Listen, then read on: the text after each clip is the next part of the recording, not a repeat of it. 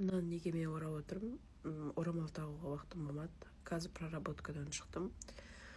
Ұмытып қаламын, поэтому сразу видеоға түсіріп жатырмын. Өзім үшін, сіздерге де пайдалы болсын деген оймен.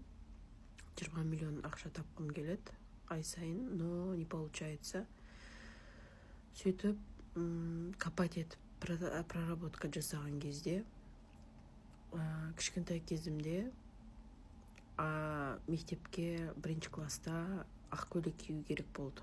Біз биледік та, менде ақ көйлек болмады, и анам сен ақ кофтамен қара юбка киген жерді. Сол кезде мен ортаға шығып билеуге қысылдым да, ұялдым да, и вот сол нәрсе шықты.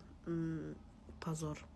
Одан кейін етік алып беруге шамасы болмай, просто резина етікті киіп барғам, балалардан қатты ұялғам сол резина етіктен.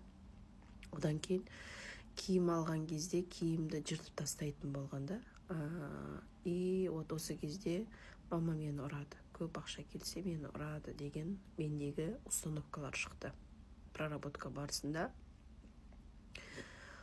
Мен мұны не үшін айтып тұрмын? Біз ойлаймыз ғой, анау неге үйтпейді, неге маған ақша келмейді, неге мен қарызға кірем, неге мошенник алдап кетті, или тағы бір нәрсе. Бұның барлығы сіздің ішіңіздегі картинка. Ми компьютер сияқты. Сенде қандай программа тұрады, соны ғана алып кеп береді. Егер сенде жаңа программа, жаңа цель, мақсат жоқ болса, онда ескі программаны әкеп береді. Болды, басқа жол жоқ. Ми соны ғана әкеп береді, соны дұрыс деп ойлайды, соны қайталай береді. Все. Сол үшін мышлениені өзгерт. Мышлениені өзгертесің, жаңа цель қоясың, мақсатты, и сол мақсатты бөлшектеп тастайсың, жілікті жаңағы соғымды бөлшектейсің ғой, етті, аз-аздап жейсің ғой, тура сол секілді, и сол мақсатқа қарай жүресің.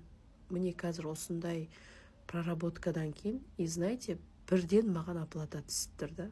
И проработка супер көмектеседі негізі, ханымдар.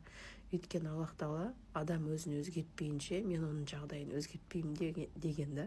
Барлығы Құранда тұр, бірақ соны біз түсінбейміз да мағынасын. Осы жайлы айтқым келіп тұр.